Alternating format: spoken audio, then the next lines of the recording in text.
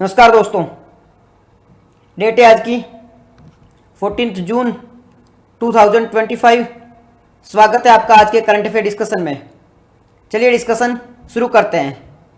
चलते अपने पहले आर्टिकल की ओर। हमारा पहला आर्टिकल है भारत में खाद्य तेल की स्थिति के बारे में।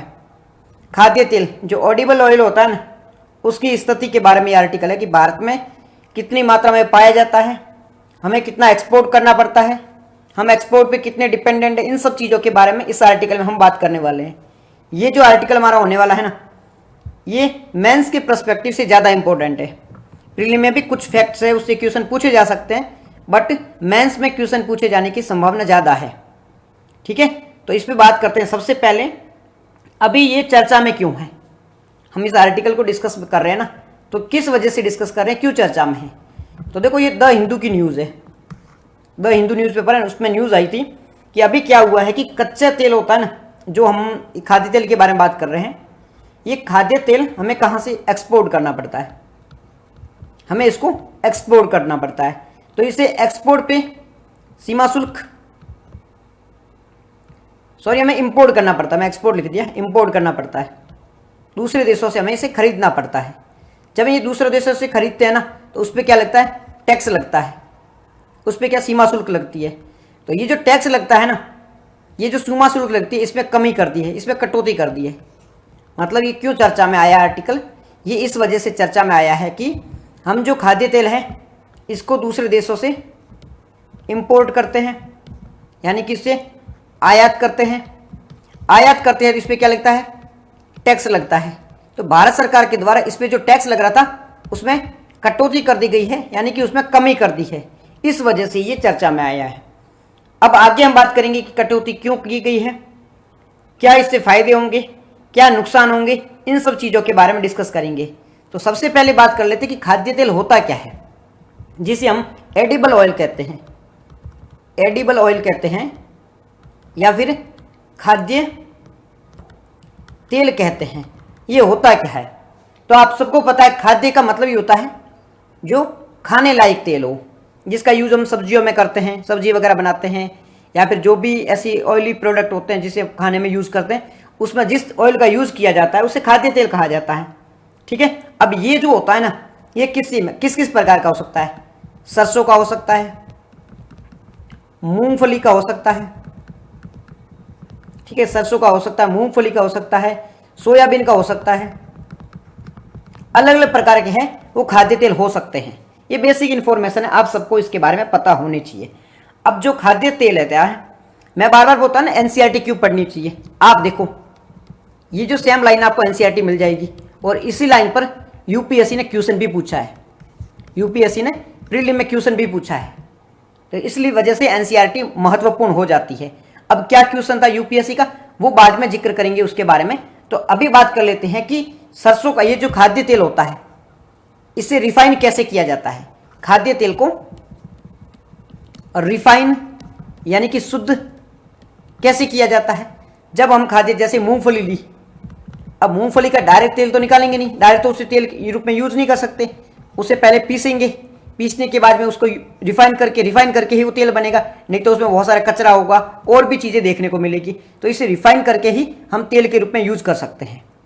अब इसे रिफाइन कैसे कर सकते हैं, इसके लिए कौन कौन सी तकनीकी होती है, मतलब कितने इसके स्टेज होते हैं। तो जो खाद्य तेल होता है उसे रिफाइन करने के लिए 3 स्टेज होते हैं। खाद्य तेल को रिफाइन करने के कितने स्टेज होते हैं, 3 स्टेज होते हैं। मान लो खाद्य तेल है, उसको सबसे पहले क्या करेंगे, सबसे पहले उसको किया जाता है, उसमें से खटास होती है उसको हटाया जाता है। इसे क्या कहा जाता है, इसे कहा जाता है न्यूट्राइजेशन। इसे क्या कहा जाता है, इसे कहा जाता है न्यूट्राइजेशन। न्यूट्राइजेशन, सबसे पहले खाद्य तेल में से खटास को हटाना। खाद्य तेल में से खटास यानी कि जो अपशिष्ट पदार्थ जैसे होता है, खटास होती है, उसका टेस्ट गंदा होता है, इसे क्या कहा जाता है, इसे कहा जाता है न्यूट्राइजेशन कहा जाता है। खटास को हटाना होता है, ये पहला प्रोसेस होता है। यही पहला प्रोसेस, यही जो प्रोसेस है, इसी को यूपीएससी ने पूछा था कि भाई किसी भी तेल में से जो उसको रिफाइन कर रहे हैं तो उसके स्टेजेस कौन कौन से होते हैं। यही यूपीएससी ने प्रीलिम में क्वेश्चन पूछा था, तो आपको स्टेजेस के बारे में भी पता होना चाहिए। तो पहले न्यूट्राइजेशन पहला प्रोसेस है। उसके बाद दूसरा प्रोसेस क्या है, ब्लीचिंग। ब्लीचिंग मतलब तेल को साफ करना, तेल को साफ करना, जिसे ब्लीचिंग भी कहा जाता है। तेल को साफ करना मतलब ब्लीचिंग भी कहा जाता है। ये दूसरा स्टेज होता है। तीसरा स्टेज कौन सा होता है? तीसरा स्टेज होता है डियोड्राइजेशन। डियोड्राइजेशन। अब ये डियोड्राइजेशन क्या होता है? इसमें से जो दुर्गंध होती है, बदबू होती है, उसे हटाना। तो खाद्य तेल को रिफाइन करने की ये 3 स्टेज होते हैं, और ये तीनों स्टेज है वो एनसीईआरटी में लिखे हुए हैं, और यूपीएससी ने यहीं से क्वेश्चन पूछा था। यूपीएससी ने प्रीलिम में यहीं से क्वेश्चन पूछा था। तो खाद्य तेल को जो ये रिफाइन करने के स्टेजेस होते हैं, इसके बारे में आपको पता होना चाहिए। पहले न्यूट्राइजेशन है, फिर ब्लीचिंग है, फिर होता है डियोड्राइजेशन, मतलब उसमें बदबू होती है, जो दुर्गंध होती है, उसको हटाना। ओके, यहाँ तक समझ में आ गई? यहाँ तक कोई दिक्कत नहीं है। अब बात कर लेते हैं कि भारत में, हम जो इंडिया की बात कर रहे हैं, भारत में कौन कौन से खाद्य तेल है वो, भारत में कौन कौन से खाद्य तेल है वो यूज़ किए जाते हैं। मतलब हम किस प्रकार के जो ऑयल होते हैं, एडिबल ऑयल होते हैं, उसका उपयोग लेते हैं, और भारत में कौन कौन से वो देखने को मिल जाते हैं। मतलब हमें वो बाहर से इंपोर्ट नहीं करने पड़ते हैं, उनको हमें बाहर से नहीं मंगवाना पड़ता है। तो ये तो बेसिक इन्फॉर्मेशन आप सबको पता होगा। सोयाबीन है, ये भारत में अवेलेबल है, ठीक है, बाहर से मंगवाने की जरूरत नहीं है। मूंगफली का तेल है, ये भारत में अवेलेबल है, बाहर से इसकी जरूरत नहीं है। सूरजमुखी का तेल है, सूरजमुखी का, ये भारत में अवेलेबल, और भी कई प्रकार के वो भारत में अवेलेबल है। ये इन्फॉर्मेशन याद नहीं रखोगे तो चलेगा, बट ये एक और इन्फॉर्मेशन है, इसको आप याद जरूर रखना कि भारत में सबसे ज़्यादा है वो कौन सा एडिबल ऑयल अवेलेबल है। जैसे कि आप मान लेते हैं हम है वो 1 लीटर ऑयल का यूज़ कर रहे हैं डेली, 1 लीटर का, तो उसमें भारत में 1 लीटर ऑयल यूज़ किया जा रहा है, तो उसमें सर्वाधिक ऑयल की मात्रा है वो कौन सा ऑयल यूज़ किया जा रहा है। तो ऐसी बात करें कि सर्वाधिक भारत में कौन सा उत्पादित होता है या किसका उपयोग किया जाता है, तो उसमें सबसे ज़्यादा सोयाबीन का ही उपयोग किया जाता है। सबसे ज़्यादा किसका उपयोग किया जाता है? सोयाबीन का उपयोग किया जाता है। इसके बाद में सरसों का उपयोग किया जाता है। पहले नंबर पे सोयाबीन, डाल्टा ऑयल, हाँ वो भी एक प्रकार का ऑयल ही है, ठीक है, सोयाबीन, फिर सरसों का ऑयल है, उसके बाद में है मूंगफली। अब मैं ये क्यों बता रहा हूँ, मैंने जो 3 लिस्ट बताई कि भारत में सर्वाधिक किसका उपयोग किया जाता है। पहले नंबर है सोयाबीन, दूसरे पे कौन सा है? सरसों का तेल है, और तीसरे पे है मूंगफली का। अब ये मैंने क्यों बताया है, क्योंकि इस फिगर में ऐसा भी क्वेश्चन पूछा जा सकता है कि भारत में सबसे ज़्यादा किस तेल का उपयोग किया जाता है। प्रीलिम में कई बार है ना भाई, मैं कहता नहीं हूँ, श्योर नहीं हूँ कैसे क्वेश्चन आएंगे ही आएंगे, बट कई बार है ना ऐसे पूछ लिया जाता है कि आप बताओ कि सबसे ज़्यादा किसका उपयोग किया जाता है। तो थोड़ा बहुत एटलीस्ट आइडिया तो होना ही चाहिए कि भारत में सर्वाधिक सोयाबीन का उपयोग किया जाता है, फिर सरसों का, और फिर मूंगफली के तेल का यूज़ किया जाता है। एटलीस्ट बेसिक इन्फॉर्मेशन हमें होगी ना, तो बाई चांस हमारी किस्मत खराब हो और ऐसा क्वेश्चन पूछ ले तो थोड़ा बहुत आइडिया हमें होना ही चाहिए। ठीक है जी, यहाँ तक समझ में आया क्या बात कर रहे हैं। भारत में खाद्य तेलों की स्थिति के बारे में हम बात कर रहे थे। खाद्य तेल पहले तो क्या था उसके बारे में बात की, फिर इसका जो आयात किया जा रहा था उस पर जो टैक्स लग रहा था उस टैक्स में कमी की गई है ये बात की थी, फिर हमने एडिबल ऑयल के बारे में बात की थी, फिर इसके जो रिफाइन करने के स्टेज होते हैं उसके बारे में बात की थी, फिर हमने बात की थी भारत में कौन कौन से पाए जाते हैं और सर्वाधिक कौन कौन से पाए जाते हैं। सर्वाधिक में सोयाबीन, सरसों और मूंगफली ये तीनों पाए जाते हैं, इसके बारे में बात कर ली है। अब हम बात करते हैं कि भारत में तेलों की जरूरत कौन कौन से तेलों की है जो जिसे हम आयात करना पड़ता है। आयात कौन कौन से तेलों का आयात करते हैं, तो भारत है वो कुछ तेल है उसका आयात भी करते हैं। और वर्ल्ड में अगर बात करें तो वर्ल्ड में सबसे ज़्यादा जो तेलों का आयात करता है वो भारत ही है। वर्ल्ड में तेल का जो सबसे ज़्यादा आयात किया जाता है, तेल को सबसे ज़्यादा इंपोर्ट किया जाता है वो भारत के ही द्वारा किया जाता है। वर्ल्ड में पहले नंबर पे आता है तेल को इंपोर्ट करने में। ये फ़ायदा नहीं है, ये नुकसान है, ये भारत के लिए अच्छी बात नहीं है, क्योंकि हमें तेल जैसी बेसिक चीज़ है वो भी बाहर से इंपोर्ट करनी पड़ रही है। मैं खाद्य तेल के बारे में बात कर रहा हूँ, मैं क्रूड ऑयल के बारे में बात नहीं कर रहा हूँ। हमें खाद्य तेल तो भारत में उत्पादित किया जा सकता है, फिर भी हमें ये बाहर से इंपोर्ट करना पड़ता है, तो ये तो बहुत नुकसानदायक होता है। अब इंपोर्ट किस प्रकार से, जो इंपोर्ट होता है वो किस प्रकार से देश के लिए नुकसानदायक होता है, जब आप इकोनॉमी पढ़ोगे तब आपको समझ में आएगा कि हम अगर किसी देश से आयात करते हैं या हमारा आयात ज़्यादा होता है तो देश को किस प्रकार से ये नुकसान पहुंचा सकता है। ये बैलेंस ऑफ पेमेंट को पढ़ोगे, ठीक है, पैसे हैं तो वो बाहर जा रहे हैं, मतलब पैसे होते हैं डॉलर के रूप में बाहर जाएंगे तो ये बाहर जा रहे हैं, तो ये काफ़ी नुकसान करता है। जब आप इकोनॉमी को पढ़ोगे तब आपको ये समझ में आएगा। तो हमें ये आयात करना पड़ रहा है। तो कौन कौन से जो तेल है जिसका हम आयात कर रहे हैं, तो एक होता है पाम ऑयल, पाम ऑयल है, इसको भी हम बाहर से इंपोर्ट कर रहे हैं। दूसरा होता है सोयाबीन, सोयाबीन का तेल है, इसको भी बाहर से इंपोर्ट कर रहे हैं। और एक होता है सूरजमुखी का तेल। अब ये सोयाबीन है ना, ये भारत में अवेलेबल है, इसको भारत में उत्पादित किया जाता है, परंतु इसका यूज ही इतना बड़ी मात्रा में किया जाता है। जैसे कि 100 लीटर है वो भारत में उपयोग किया जा रहा है, और उसमें से भारत है वो 50 लीटर ही उत्पादित कर रहा है, यानी कि प्रोडक्शन है वो 50 लीटर ही हो रहा है, तो रेस्ट जो 50 बचा है वो बाहर से मंगवाना ही पड़ेगा। तो सोयाबीन है वो भारत में हो रहा है, परंतु फिर भी इसे बाहर से मंगवाना पड़ता है। सेम स्थिति है सूरजमुखी के साथ में भी, सूरजमुखी भी भारत में मिल जाता है, परंतु फिर भी हमें बाहर से इंपोर्ट करना पड़ता है, बिकॉज इसका यूज ही इतना ज़्यादा है।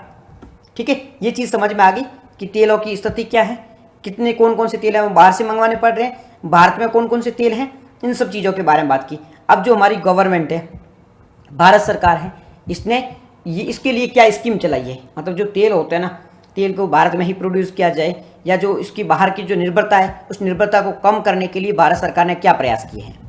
मेंस के लिए बहुत इंपॉर्टेंट लाइन है, किसी भी कोई भी आंसर राइटिंग कर रहे हो उसमें सबसे ज़्यादा ये इंपॉर्टेंट होता है कि गवर्नमेंट ने कौन कौन से प्रयास किए, ये आपको हमेशा लिखना होता है। गवर्नमेंट के प्रयास को आपको हमेशा ही वहाँ पर दर्शाना होता है। तो गवर्नमेंट ने कौन कौन से प्रयास किए इसको हमेशा लिखो, वहाँ पर किसी भी एग्जाम में लिख रहे हो, किसी भी आंसर राइटिंग में लिख रहे हो, गवर्नमेंट के प्रयास को हमेशा लिखो। कोई भी उत्तर लिख रहे हो कि भाई गवर्नमेंट के द्वारा ये प्रयास किए गए हैं। तो तेल के प्रोडक्शन को बढ़ाने के लिए, जो भारत में ही तेल के प्रोडक्शन को बढ़ाने के लिए गवर्नमेंट ने कौन कौन सी प्रयास किए हैं, या गवर्नमेंट ने कौन कौन सी योजनाएं चला रखी है। योजनाएं की बात करें, आप ऐसे लिख सकते हो, सरकार के प्रयास, सरकार के प्रयास, सरकार ने कौन कौन से प्रयास किए। पहली स्कीम है सरकार की NMEO। अभी ये NMEO क्या है, ये एक स्कीम है, इसके अंतर्गत national mission on edible oil. Scheme का फुल फॉर्म क्या है, नेशनल मिशन ऑन, एन का मतलब होता है नेशनल, एम का मतलब होता है मिशन, ई का मतलब होता है एडिबल, ओ का मतलब होता है oil. National mission on edible oil, national mission on edible oil, ये सरकार की स्कीम है। इसके अंतर्गत पाम ऑयल, जो पाम ऑयल हमें बाहर से मंगवाना पड़ता है, इसके उत्पादन को, पाम ऑयल के उत्पादन को बढ़ावा देने के लिए ये स्कीम चलाई जा रही है, national mission on edible oil. Scheme का फुल फॉर्म क्या है, national mission on edible oil. क्या इसे याद रखना है जी, इसे याद रखने की बिल्कुल ज़रूरत है।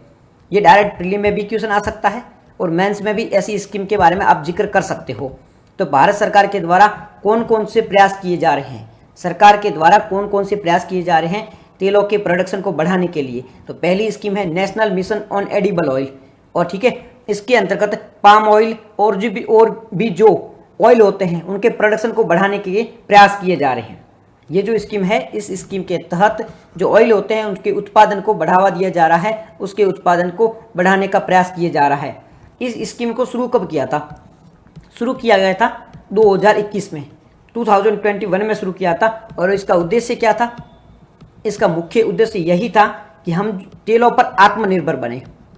तेल का जो हम प्रोडक्शन कर रहे हैं, मतलब तेल का जो इंपोर्ट कर रहे हैं हम, इसमें हमें आत्मनिर्भर बनने की आवश्यकता है। हम दूसरे देशों से कम ही मात्रा में तेल मंगवाएं, यही इसका मुख्य उद्देश्य है।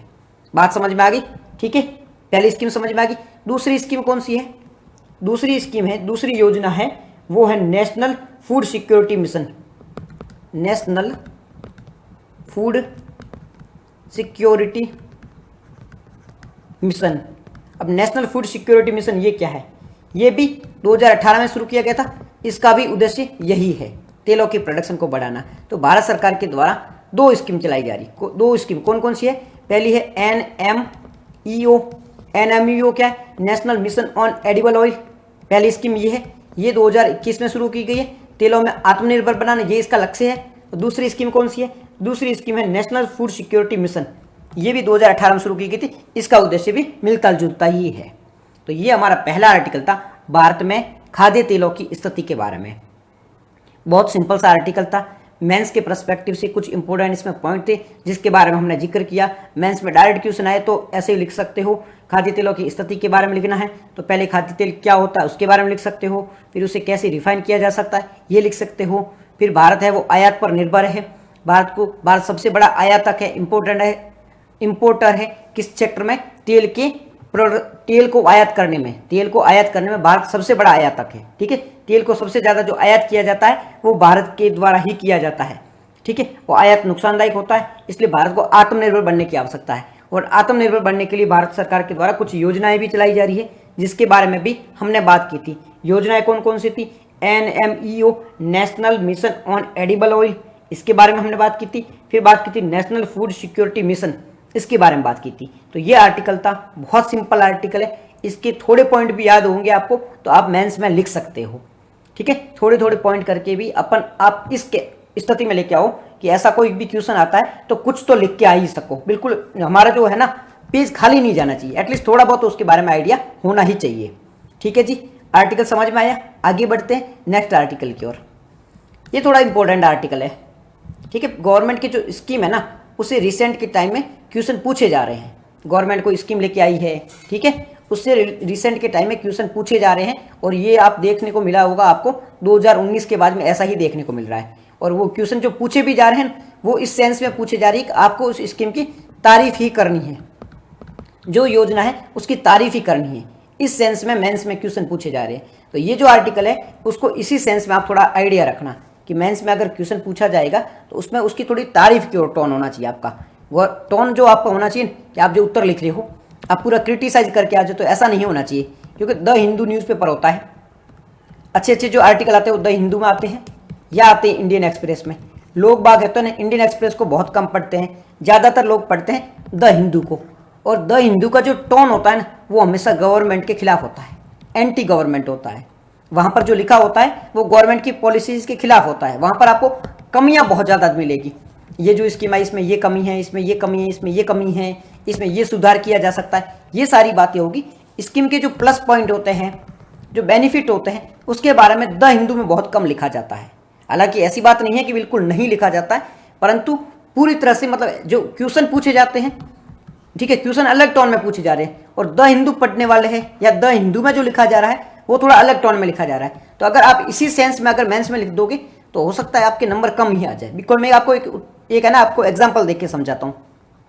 मान लीजिए मेंस में एक क्वेश्चन आया है जिसमें आपको लिखना है कि भाई साहब आप एक चीज़ बताओ कि अभी एक भारत का है, मतलब भारत सरकार के द्वारा स्वच्छ भारत मिशन चलाया गया है, एक ये अभियान है, ये है ना इसने पूरी भारत की कायाकल्प कर दी है, इसने भारत की कायाकल्प कर दी है।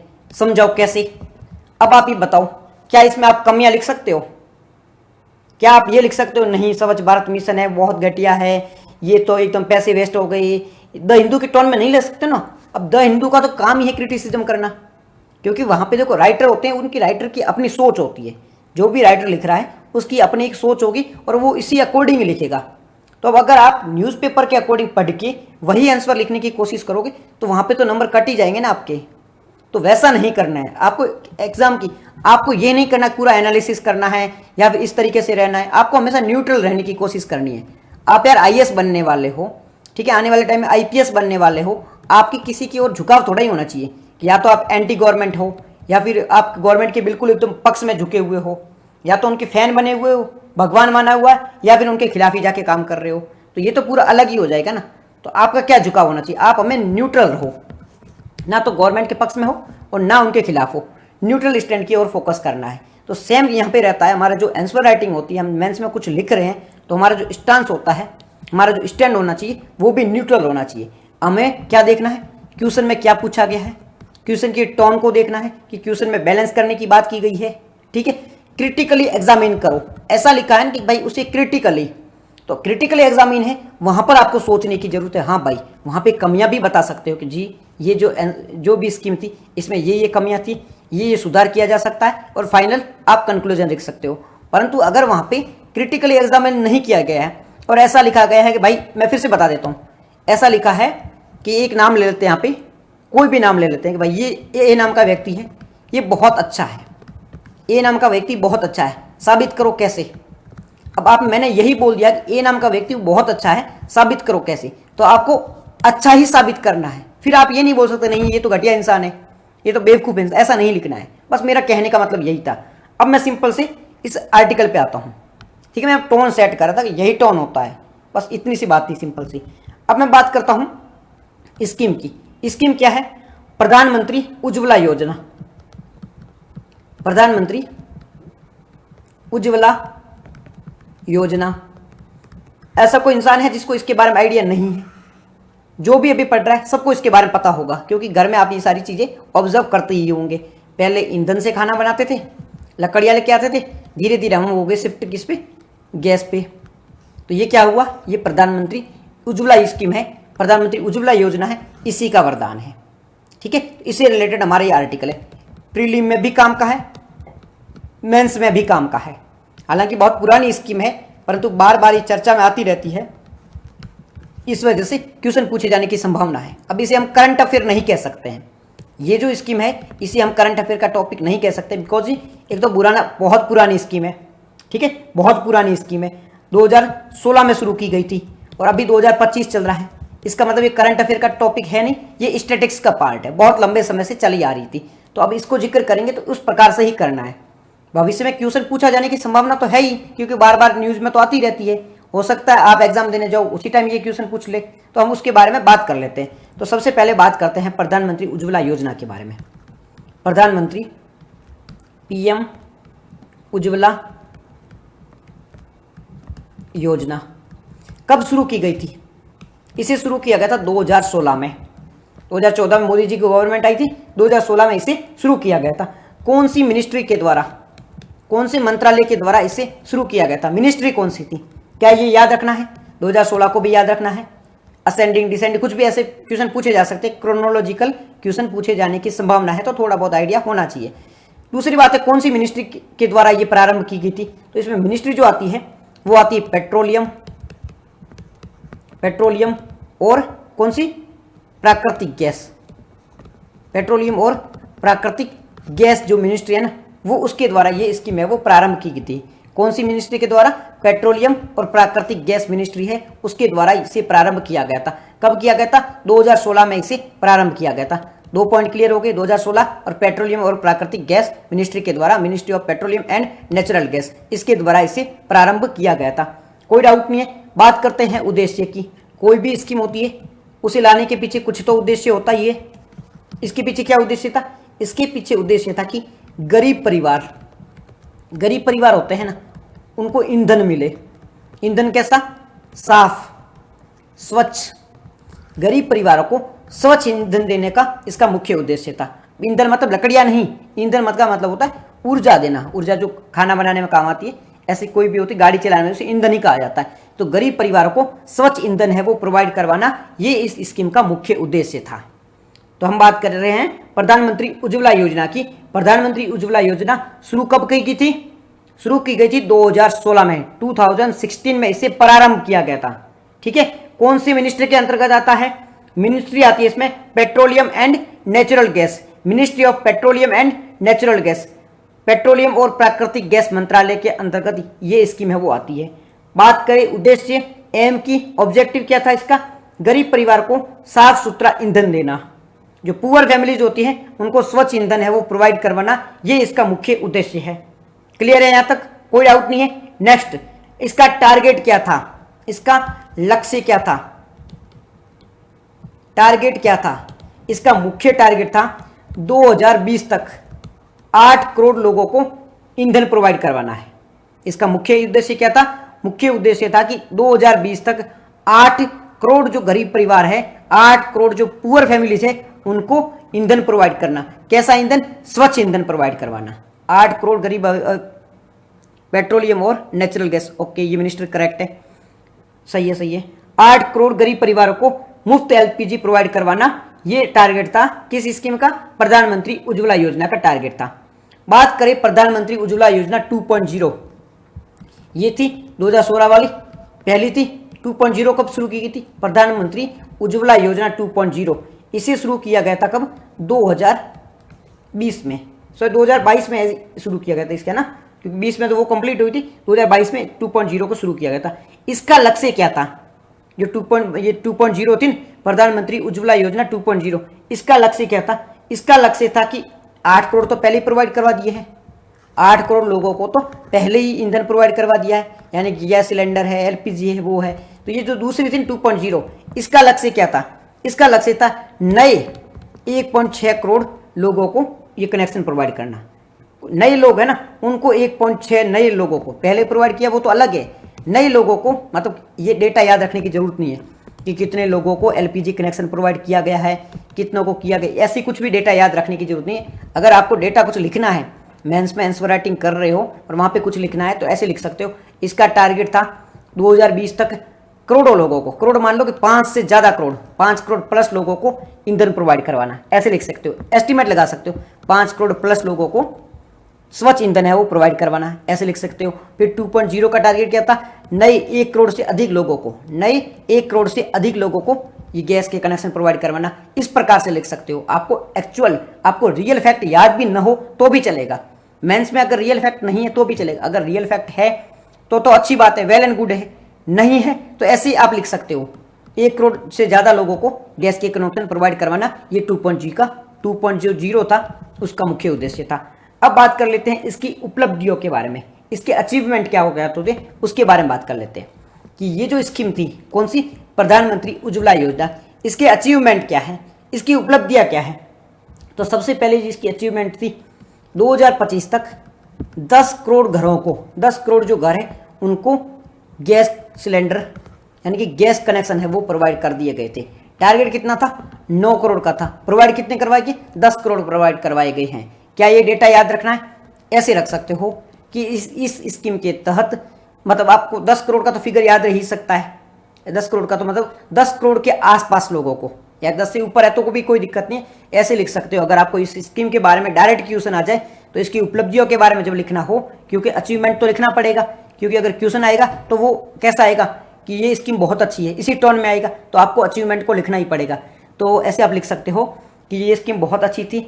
इसके अचीवमेंट यानी कि उपलब्धियों के बारे में बात करें तो उपलब्धि, इसने 10 करोड़ लोगों को 2025 तक 10 करोड़ से अधिक परिवारों को इस स्कीम के तहत स्वच्छ ईंधन है वो प्रोवाइड करवाया गया है, एलपीजी कनेक्शन प्रोवाइड करवाया गया है।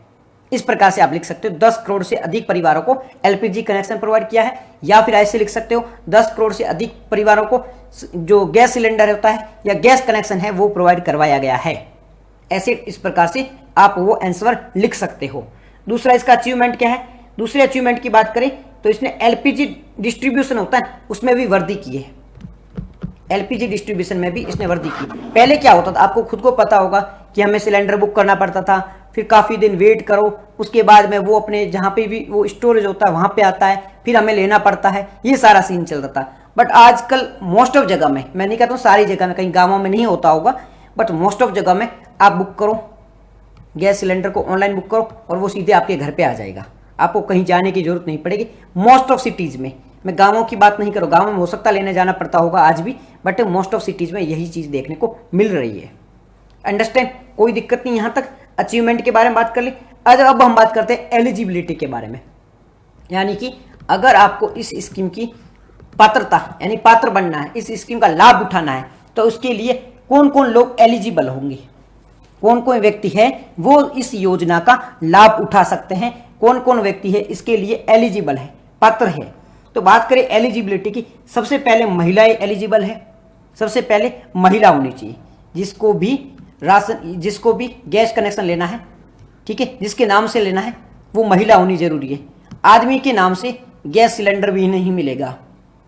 आदमियों को अगर घमंड है तो वो बात सुन लो, आपके नाम से तो गैस कनेक्शन भी नहीं मिलेगा।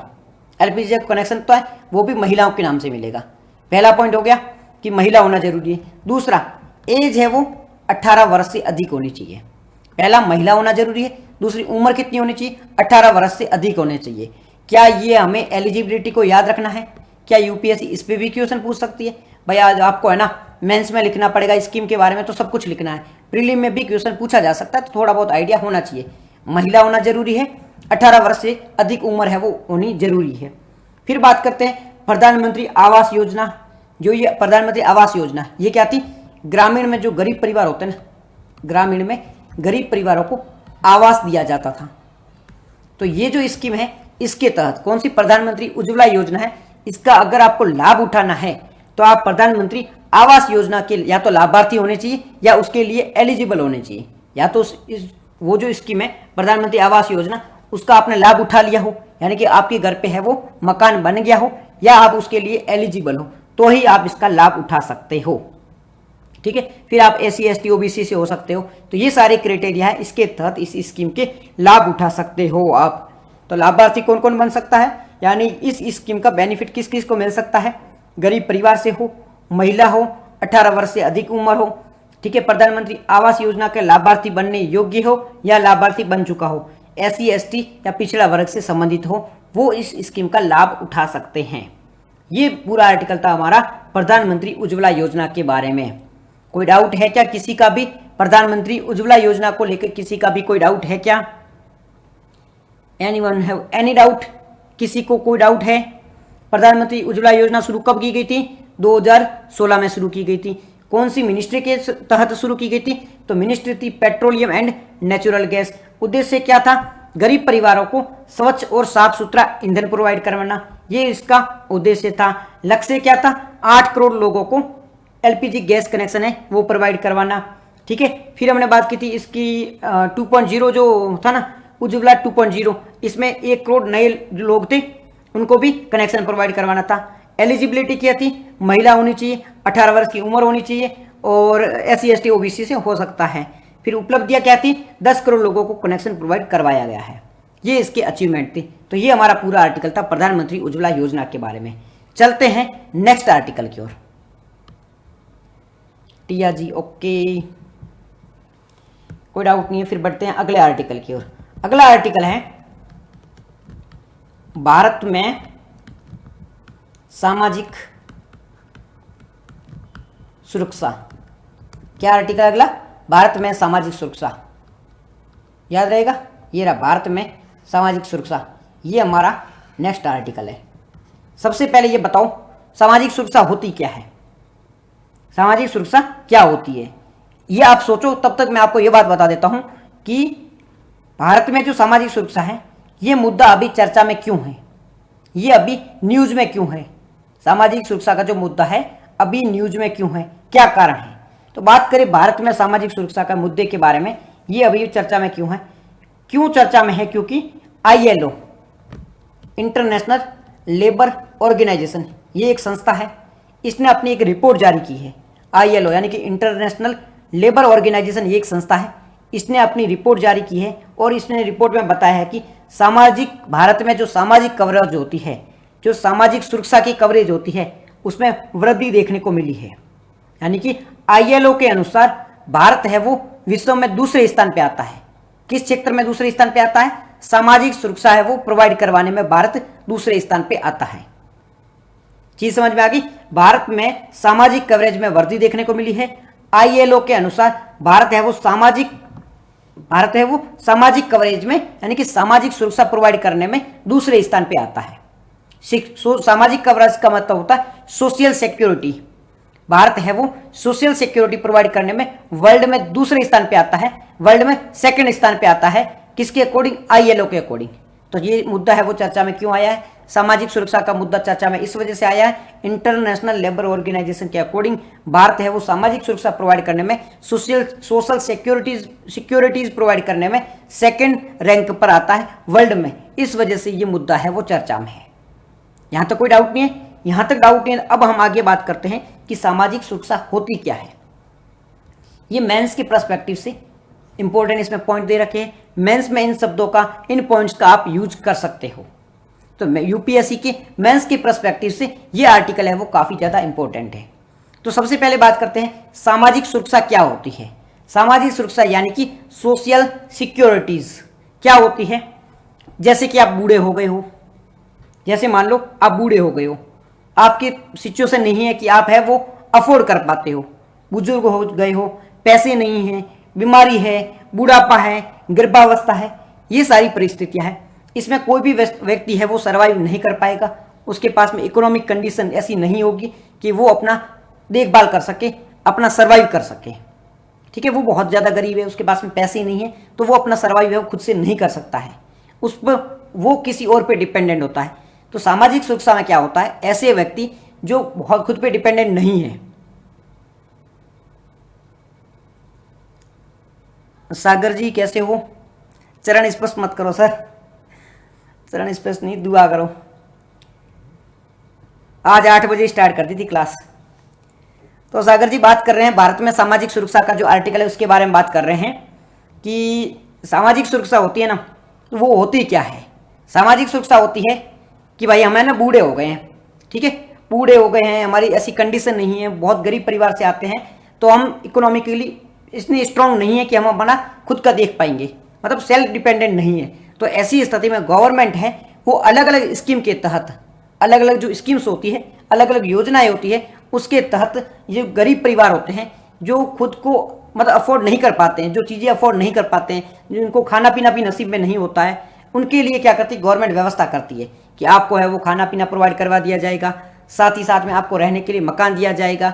ये सारी चीज़ें है वो गवर्नमेंट के द्वारा प्रोवाइड की जाती है। इसे सामाजिक सुरक्षा कहा जाता है, इसे सोशल सिक्योरिटीज़ कहा जाती है। तो भारत है वो सोशल सिक्योरिटीज़ में बहुत अच्छा काम कर रहा है। भारत में इतनी सारी स्कीम चलाई जा रही है जो गरीबों की मदद कर रही है, ठीक है, बहुत सारी स्कीम है। आगे मैं स्कीम के बारे में भी बात करूंगा कि कौन कौन सी योजना है जो गरीबों के लिए चलाई जा रही है। तो भारत में बहुत सारी स्कीम चलाई जा रही है जो गरीबों की मदद कर रहा है। मैं आपको है ना एक फैक्ट समझाता हूँ, एक है ना फैक्ट के माध्यम से ये बात समझाता हूँ। हम बात करते हैं चाइना की, हम बात करते हैं रसिया की, ये कैसे देश हैं, पेंशन देती है, हाँ जी सर बहुत सारी स्कीम है, मैं अभी स्कीम के बारे में बात करता हूँ। अभी मैं बात कर रहा हूँ चाइना और रसिया की। ये अपने आप को क्या कहते हैं, ये समाजवादी देश कहते हैं, साम्यवादी देश कहते हैं। समाजवाद और साम्यवाद में क्या होता है कि वहां पर सब कुछ करती है वो सरकार ही करती है, गरीबों की मदद करना ये सब कुछ सरकार के द्वारा ही करती है, प्राइवेट जो भी चीज़ें होती है वो बहुत कम होती है। तो ये चाइना रसिया वगैरह इनमें ये सारी चीज़ें देखने को मिलती है। परंतु भारत में है वो इन देशों से भी अधिक योजनाएं देखने को मिलती है गरीबों की मदद के लिए, वृद्ध लोगों के लिए पेंशन, आवास फ्री में, दवाई फ्री में, ये सारी चीज़ें वो सोशल सिक्योरिटी के तहत ही आती है। तो भारत में है वो इन देशों से भी, ये अपने आप को समाजवाद कहते हैं, भारत में इनसे भी ज़्यादा चीज़ें देखने को मिलती है समाजवाद में, बिकॉज कि ये जो सोशल सिक्योरिटी का कॉन्सेप्ट है वो समाजवाद के अंतर्गत आता है। समाजवाद जो होता है, सोशलिज्म होता है, उसमें क्या कहा जाता है, उसमें कहा जाता है कि सरकार है, सरकार मतलब जो राज्य है, स्टेट है, वो मदद करेगा। किसकी मदद करेगा, जो गरीब परिवार है, जो किसान है, जो वृद्ध है, जो खुद का देखभाल नहीं कर सकते, उसकी मदद है वो सरकार करेगी। ये समाजवाद का कॉन्सेप्ट है। तो भारत है वो बहुत बड़ा समाजवाद है, वर्ल्ड में दूसरे स्थान पे आता है सोशल सिक्योरिटीज के फील्ड में। इतनी ज़्यादा मात्रा में ये योजना प्रोवाइड करवा रहा है, इतने ज़्यादा बेनिफिट प्रोवाइड करवा रहा है कि वर्ल्ड में ये दूसरे स्थान पे आ रहा है। इतने सारे बेनिफिट भारत सरकार के द्वारा प्रोवाइड किए जा रहे हैं। सोशलिज्म मार्केट वाली वही बात है, हाँ जी सर, ठीक है। तो ये भारत में समाजवाद के तहत ही ये सारी चीज़ें की जा रही है। तो हम बात कर रहे थे भारत में सामाजिक सिक्योरिटी के बारे में, सामाजिक सुरक्षा क्या होती उसके बारे में हमने बात कर ली है। इसका उद्देश्य क्या है, इसका उद्देश्य है कि एक तो जो गरीब परिवार होते हैं, गरीब परिवारों की आय की सुरक्षा की जाए। गरीब परिवार है, उनके पास पैसे नहीं है, तो उनके पास इतने पैसे प्रोवाइड कर दी जाए या ऐसे कुछ बेनिफिट प्रोवाइड किया जाए जो उनकी आय है वो सुरक्षित रहे, ठीक है। हेल्थ के लिए मतलब जो गरीब परिवार है वो खुद को मतलब अगर बीमार पड़ गया तो वो दवाई भी नहीं ले पाएगा, अगर वो दवाई ले आया तो उसके पास में इतने पैसे नहीं है कि वो दूसरे दिन खाना खा पाएगा। इसके लिए सरकार उससे फ्री में हेल्थ चेकअप है, मेडिसिन है, वो फ्री में प्रोवाइड करवाती है, ठीक है। 5 लाख तक का बीमा फ्री में प्रोवाइड करवाती है। ये चीज़ें देखने को मिलती है। फिर उसको रहने के लिए मकान बना के देती है, स्कूल है वो फ्री में प्रोवाइड करवाती है उनके बच्चों के लिए, गवर्नमेंट स्कूल है फ्री में, वहाँ पे वो पढ़ाई भी करवा सकते हैं। गरीबों की हेल्थ को बढ़ावा देती है, ये सारे काम है वो गवर्नमेंट करती है, सही कह रहे हो आप, ठीक है। तो ये बेनिफिट देखने को मिलते हैं। अब मैं बात करूंगा कि सामाजिक जो सुरक्षा होती है उसके स्तंभ कौन कौन से होते हैं। सामाजिक सुरक्षा है उसके 3 स्तंभ होते हैं। 3 स्तंभ का मतलब पिलर, किन किन पे सामाजिक सुरक्षा वो टिकी हुई है। तो इसके 3 पिलर है उस पर टिकी हुई। कोई भी मकान होता है तो वो पिलर पे टिका हुआ होता है। तो हमारा जो सामाजिक सुरक्षा का कॉन्सेप्ट है ये 3 पिलर पे टिका हुआ है। 3 पिलर कौन कौन से हैं। पहला पिलर है गरीबों की सहायता करना। सामाजिक सुरक्षा आप किसी कहोगे, गरीबों की सहायता करोगे ना, पुअर होते हैं उनको असिस्टेंस दोगे, इसे तो सामाजिक सुरक्षा कहा जाएगा ना। तो गरीबों की सहायता करना ये पहला पिलर है। दूसरा पिलर क्या है, इंश्योरेंस प्रोवाइड करना। जो गरीब फैमिलीज है उनको इंश्योरेंस देना, उनको उनका बीमा करना, ताकि जो अचानक भाई देखो एक घर है उसमें 4 महिलाएं हैं, 4 पुरुष है, उसमें से 3 जने कमाने वाले हैं, उनमें से तीनों में से किसी एक की भी जान चली जाए आपको, या फिर एक की जान चली जाए, 2 बीमार पड़ जाए, आपको क्या लगता है मतलब वाला महिला या पुरुष है तो कोई सर्वाइव नहीं कर पाएगा ना, बिकॉज उसमें जो कमाने वाला था जो ठीक है रोटी उनके लिए कमा के ला के देता था, पैसे कमाता था, उसको ही कुछ हो गया तो वो तो बिल्कुल टूट जाएगा पूरा परिवार। तो ऐसी स्थिति में इस परिवार को मदद देने के लिए बीमा की व्यवस्था की जाती है। ऐसी स्थिति से निपटने के लिए, ऐसी जो गंभीर परिस्थितियां होती है उससे निपटने के लिए बीमा की व्यवस्था की जाती है। गरीब परिवारों को या चाहे अमीर हो, बीमा कोई भी ले सकता है। ये पॉलिसी अपनाई गई भारत सरकार के द्वारा। फिर रोजगार की व्यवस्था भी की गई है सरकार के द्वारा। 100 दिन का रोजगार दिया जाता है, ठीक है। नरेगा स्कीम चलाई जा रही है और भी कई सारी स्कीमें जिसके तहत रोजगार दिया जा रहा है। तो भारत सरकार है वो गरीबों के लिए सामाजिक सुरक्षा को बढ़ाने के लिए अलग अलग प्रयास कर रही है, ठीक है। सामाजिक सुरक्षा के 3 पिलर होते हैं। कौन कौन से पिलर है? एक, गरीबों की सहायता कर रही है, फिर बिना जो इंश्योरेंस कवरेज है वो प्रोवाइड करवा रही है, और लोगों को एम्प्लॉयमेंट दे रही है। तो ये 3 पिलर है किसके? सामाजिक सुरक्षा के।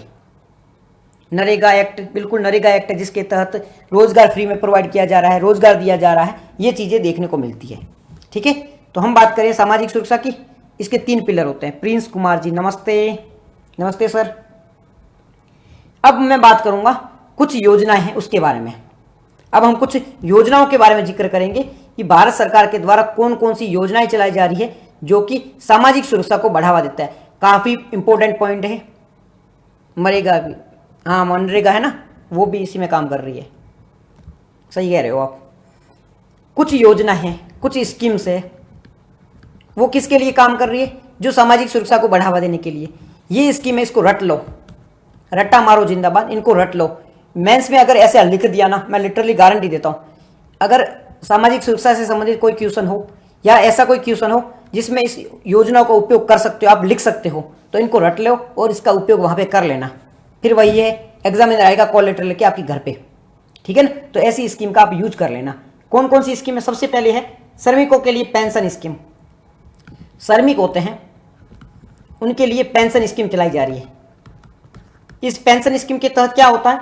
इसके तहत 18 से 40 वर्ष के जो लोग होते हैं वो कुछ पैसे हैं वो जमा करवाते हैं, कुछ पैसे हैं वो सरकार जमा करवाती है।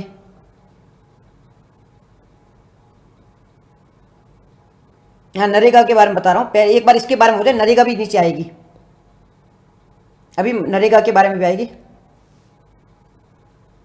हाँ वो लेटर घर पे लेके आएंगे। अगर आपने ये स्कीम का है ना जिक्र कर लिया ना मेंस में कि सामाजिक सुरक्षा को बढ़ाने के लिए कौन कौन सी स्कीम चलाई जा रही है, इसके बारे में अगर आपने जिक्र भी कर लिया ना, तो वो कॉल लेटर लेके घर पे आएगी। आप है ना पढ़ाई छोड़ो, आप सीधे IAS बन जाओ। तो पहली कौन सी है? पहली है वो श्रमिकों के लिए कौन सी स्कीम है? पेंशन स्कीम है। श्रमिकों के लिए पेंशन स्कीम है। इस स्कीम के तहत क्या होता है? इस स्कीम के तहत 18 से 40 वर्ष के जो लोग हैं वो अपने कुछ पैसे हैं वो जमा करवाते हैं, कुछ पैसे हैं वो सरकार जमा करवाती है। फिर जब वो बूढ़े हो जाते हैं तो उनको धीरे धीरे ये पैसे वापस मिलते हैं। तो श्रमिकों के लिए एक पेंशन स्कीम चलाई जा रही है, ये उसमें उसके तहत ये होता है। दूसरी स्कीम है प्रधानमंत्री बीमा योजना, प्रधानमंत्री PM जीवन बीमा योजना। अब ये प्रधानमंत्री जीवन बीमा योजना के तहत क्या किया जाता है? इसमें होता है ये जो स्कीम है वो 18 से 50 वर्ष की आयु के लिए है। 18 से 50 वर्ष के जो उम्र के लोग हैं उनके लिए ये स्कीम चलाई जा रही है। इसमें क्या होता है? इसमें किसी भी कारण से अगर मृत्यु हो जाती है, किसी भी कारण से अगर मृत्यु हो जाती है तो क्या मिलेगा आपको? आपके परिवार को है, मतलब आप नहीं, कोई भी रैंडम इंसान है, अगर 18 से उसने प्रधानमंत्री जीवन बीमा योजना करवा रखा है और 18 से 50 वर्ष की उम्र में ये मिलता है बेरोजगारी भत्ता, इसमें पैसे मिलेगी। ये जो प्रधानमंत्री जीवन बीमा योजना है ना, इसमें पेंशन मिलेंगे। पैसे क्यों मिलेंगे? क्योंकि भाई उस परिवार में हो सकता है एक ही व्यक्ति कमाने वाला हो, ठीक है, उस परिवार में एक ही व्यक्ति कमाने वाला हो, अगर वही मर गया, वही उनके लिए कमाने वाला था और वही मर गया। ओके मैं राइटिंग क्लियर करता हूं, ठीक है, मैं राइटिंग फिर से क्लियर करता हूं। मैं बता रहा हूं, देखो स्कीम के बारे में बता रहा हूं, मैं फिर से लिखता हूं सारे क्लियर ले। अलग अलग स्कीम है सोशल सिक्योरिटीज को बढ़ाने के लिए, अलग अलग है वो स्कीम चलाई जा रही है भारत सरकार के द्वारा। कौन कौन सी स्कीम चलाई जा रही है? पहली स्कीम है श्रमिकों के लिए पेंशन योजना, श्रमिकों के लिए पेंशन योजना। इसके तहत 18 से 40 वर्ष की आयु में आप अपने कुछ पैसे हैं वो सरकार में जमा करवाओगे, अपने कुछ पैसे हैं वो सरकार में जमा करवाओगे, ठीक है। साथ ही साथ में कुछ पैसे है वो सरकार भी जमा करवाएगी, कुछ पैसे आप जमा करवाओगे, कुछ पैसे है वो सरकार जमा करवाएगी। फिर आपकी जब उम्र हो जाएगी, आप कमाने लायक नहीं बचोगे, तब आपको पेंशन मिलेगी, ठीक है। ये स्कीम होगी पहली। दूसरी स्कीम कौन सी है? दूसरी स्कीम है प्रधानमंत्री जीवन बीमा योजना। प्रधानमंत्री जीवन बीमा योजना। अभी प्रधानमंत्री जीवन बीमा योजना क्या है? प्रधानमंत्री जीवन बीमा योजना है, ये स्कीम है 18 से 50 वर्ष के लिए। इस स्कीम में ये होता है कि किसी भी कारण से मृत्यु हो जाए, किसी भी कारण से मृत्यु हो जाए। ये जो याद रखना, यूपीएससी प्रीलिम में ऐसे क्वेश्चन पूछी है, यूपीएससी ने प्रीलिम में सेम क्वेश्चन पूछे हैं कि मतलब मैं ये नहीं कर रहा हूं इस स्कीम में, कई और स्कीम के बारे में यूपीएससी ने क्वेश्चन पूछा है कि क्या इस स्कीम में किस लिए पैसे मिलेंगे। क्या जीवन बीमा है वो किसी भी कारण से मृत्यु होती है तो मिलता है, या फिर एक्सीडेंट के कारण मिलता है, या सुसाइड के कारण मिलता है। ऐसे क्वेश्चन यूपीएससी ने डायरेक्टली क्वेश्चन पूछे हैं। तो प्रधानमंत्री जीवन बीमा योजना के तहत किसी भी कारण से अगर मृत्यु होता है, किसी भी कारण से, कोई भी कारण हो, अगर किसी भी कारण से मृत्यु होती है तो पैसे मिलेंगे ही मिलेंगे, तो पैसे मिलेंगे ही मिलेंगे। कितने रुपए मिलते हैं इसमें? 2 लाख रुपए मिलते हैं। कितने रुपए मिलते हैं? 2 लाख मिलते हैं। प्रधानमंत्री जीवन बीमा योजना में 2 लाख रुपए मिलते हैं किसी भी कारण से मृत्यु होती है तो पहले श्रमिकों के लिए स्कीम है, फिर है प्रधानमंत्री जीवन बीमा योजना। ये फीचर्स याद होने चाहिए स्कीम के, ठीक है। तीसरी स्कीम क्या है? अटल पेंशन योजना। तीसरी स्कीम है अटल पेंशन योजना। अब ये अटल पेंशन योजना ये क्या है? अटल पेंशन योजना है, ये भी 18 से 40 वर्ष की आयु के लिए है। इसमें क्या होता है? पेंशन मिलती है। कितनी पेंशन मिलती है? 1000 से 5000 तक की पेंशन मिलती है। यहाँ पे ये 5 लिखा है, ठीक है। 1000 से 5000 तक की पेंशन मिलती है। ये के लिखा है, ठीक है। के का मतलब 1000 ही होता ना, ये के लिखा है। तो 1000 से 5000 तक की पेंशन मिलती है। किस स्कीम के तहत? अटल पेंशन योजना के तहत 18 से 40 वर्ष के लोग हैं, अगर वो पेंशन स्कीम लेते हैं तो 1000 से 5000 तक की, जब आपकी उम्र हो जाएगी 60 वर्ष प्लस के हो जाओगे, तब आपको पेंशन मिलेगी। ये स्कीम है तीसरी, अटल पेंशन योजना। अटल पेंशन योजना हो गई याद। उसके बाद में है दुर्घटना बीमा योजना। कौन सी है? दुर्घटना बीमा योजना। तीसरी कौन सी है? दुर्घटना बीमा योजना। दुर्घटना बीमा योजना में क्या होगा? ये स्कीम है 18 से 70 वर्ष की आयु के लिए। 18 से 70 वर्ष की आयु के लिए है दुर्घटना बीमा योजना। अब दुर्घटना बीमा योजना के तहत क्या होगा? इसमें 2 लाख रुपए दिए जाएंगे। इसमें 2 लाख रुपए दिए जाएंगे। परंतु अटल जो हमारी पहली स्कीम थी, पहली कौन सी थी?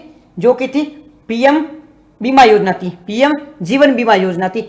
वो किसी भी कारण से अगर डेथ होती है, किसी भी कारण से अगर मृत्यु हो जाती है तो उसके लिए थी। यहां हम बात कर रहे हैं दुर्घटना बीमा योजना की। इसमें दुर्घटना होने पर, यानी कि एक्सीडेंट होने पर ही आपको पैसे मिलेंगे, मृत्यु पर नहीं, एक्सीडेंट पर पैसे मिलेंगे। कितने रुपए मिलेंगे? 2 लाख रुपए मिलेंगे। एक्सीडेंट होने पर 2 लाख रुपए मिलेंगे। तो ये है प्रधानमंत्री बीमा योजना। प्रधानमंत्री ये दुर्घटना योजना है। वो थी प्रधानमंत्री जीवन बीमा योजना थी। जीवन का देखो, यहाँ पे जीवन की बात हो रही है। जीवन मतलब होता लाइफ, लाइफ चली जाएगी तभी आपको पैसे मिलेंगे। और यहाँ पे हो रही है दुर्घटना की, दुर्घटना हुई तभी आपको पैसे मिलेंगे। दोनों में रुपए कितने मिल रहे हैं? 2-2 लाख रुपए मिल रहे हैं। बिल्कुल, ये स्कीम क्लियर होगी। इसके बाद में कौन सी स्कीम है? इसके बाद में कुछ और स्कीम है, जैसे कि है आयुष्मान भारत योजना। आयुष्मान भारत योजना। इस आयुष्मान भारत योजना के तहत क्या होता है? आयुष्मान भारत योजना के तहत 5 लाख रुपए मिलते हैं। आयुष्मान भारत योजना के तहत कितने रुपए मिलते हैं? 5 लाख रुपए मिलते हैं। किनको मिलते हैं? जिनको, कोई भी गरीब परिवार हो जिसके पास आयुष्मान कार्ड है, उनको 5 लाख रुपए के फ्री में हेल्थ इंश्योरेंस मिलेंगे। डायरेक्ट केस में नहीं मिलेगा। अगर बीमार पड़ जाते हो, हॉस्पिटल में जाओ, इलाज करवाओ, आपको 5 लाख तक का जो इलाज है वो फ्री में हो जाएगा। 5 लाख तक का इलाज है वो फ्री में हो जाएगा। ये गवर्नमेंट हॉस्पिटल में भी हो जाएगा। प्राइवेट हॉस्पिटल है जिसको आयुष्मान स्कीम के तहत इम्बेल्ड किया गया है, मतलब उनको शामिल किया गया है, तो उसके तहत 5 लाख तक का जो आपकी इलाज है वो फ्री में हो जाएगा। जो भारत सरकार के द्वारा ये स्कीम चलाई गई है, आयुष्मान भारत योजना। क्लियर होगी आयुष्मान भारत योजना। इसके बाद में नेक्स्ट स्कीम कौन सी है? इसके बाद में नेक्स्ट स्कीम है public distribution system. Public distribution. Public distribution में क्या होता है? ये हमने सुना होगा पीडीएस। पीडीएस का नाम सुना? Public distribution. अनाज मिलता है ना आपको, सस्ता अनाज मिलता है। चावल मिलते हैं, गेहूं मिलते हैं। कहाँ पर? जब आप जाते हो राशन की दुकान पर, जहाँ पर एक व्यक्ति बैठा होता है, आपका अंगूठा लगवाता है, राशन कार्ड लेके जाते हो, वहाँ पर जो आपको अनाज मिलता है वो इस स्कीम के तहत मिलता है। ये है ना पब्लिक डिस्ट्रीब्यूशन सिस्टम, पीडीएस है ना, इसके तहत आपको ये जो आवाज़ है, जो अनाज है वो दिया जाता है। फसल बीमा योजना नहीं, ये सोशल सिक्योरिटीज़ के बारे में बात कर रहा हूँ, वहाँ पे ये फसल बीमा नहीं आएगी। सोशल सिक्योरिटी की मतलब गरीबों की हेल्प करने के लिए इनडायरेक्टली फसल बीमा योजना भी आई जाएगी, क्योंकि वो भी एक प्रकार से गरीबों की हेल्प ही कर रही है। तो वैसे तो बहुत सारी स्कीम हो जाती है। सर अगर पॉसिबल हो सके तो नोट बुक या किसी पीडीएफ से पढ़ाओ, या ज़्यादा अच्छे से भी समझ आ जाएगा और थोड़ा नोट्स भी बन जाएगा। मैंने नोट्स ऑलरेडी बना रखे हैं, आपको है ना जब भी लेक्चर खत्म हो जाए तब आप है ना एक बार मेरे को मैसेज करना, मैं आपको लिंक भेज दूंगा जहाँ से आपको नोट्स मिल जाएंगे। तो नोट्स ऑलरेडी बना रखे हैं, आप एक बार देख के फिर आपको उस नोट्स को देखोगे तो आपको समझ में आ जाएगा। ऑलरेडी नोट्स बना रखे हैं, हैंड रिटन नोट्स है, बिल्कुल शॉर्ट तरीके से बना रखे हैं, ताकि है ना बहुत दिक्कत नहीं आएगी इस वजह से। और संध्या जी आप कह रहे हो फसल बीमा योजना, वो भी इनडायरेक्टली कवर करती है, सोशल सिक्योरिटीज को ही कवर करती है, आप भी सही कह रहे हो। ठीक है, पब्लिक डिस्ट्रीब्यूशन सिस्टम हो गया है। उसके बाद में नेक्स्ट स्कीम कौन सी है? उसके बाद में नेक्स्ट स्कीम है आवास योजना। आवास योजना, आवास योजना में क्या होता है? घर दिया जाता है, बिल्कुल है, ग्रामीण लोग हैं वहां को घर दिया जाता है। फिर कौन सी स्कीम है?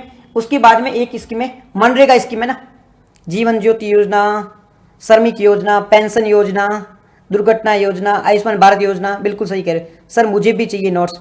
मैसेज कर दीजिए आप मेरे को, मैं आपको टेलीग्राम पे है ना ज्वाइन करवा दूंगा। आप तो शायद टेलीग्राम पे जुड़े हुए भी हो, टेलीग्राम पे डेली नोट्स है वो अपलोड होते हैं, डेली करंट अफेयर के नोट्स। अब मेरे को मैसेज कर देना, मैं फिर से मैं आपको प्रोवाइड करवा दूंगा। ठीक है, आवास योजना जिसमें घर दिया जाता है। उसके बाद में हम मनरेगा, उसके बाद में मनरेगा। ये मनरेगा में क्या होता है? इसका मतलब होता है, फुल फॉर्म क्या है? महात्मा गांधी राष्ट्रीय ग्रामीण रोजगार गारंटी अधिनियम, प्रधानमंत्री आदर्श ग्राम योजना, मनरेगा एक्ट। क्लियर कर दो। हाँ, मनरेगा एक्ट के बारे में बात कर रहा हूं कि मनरेगा एक्ट का फुल फॉर्म है। सर मुझे भी चाहिए नोट्स। जी जी आप मैसेज कर दीजिए, जो भी है मैसेज कर देना, मैं नोट्स प्रोवाइड करवा दूंगा। महात्मा गांधी राष्ट्रीय ग्रामीण रोजगार गारंटी अधिनियम, ये इसका फुल फॉर्म है किसका? मनरेगा स्कीम का। इसे मनरेगा के नाम से ही जाना जाता है। इसमें क्या होता है? ग्रामीण क्षेत्र में जो लोग रहते हैं।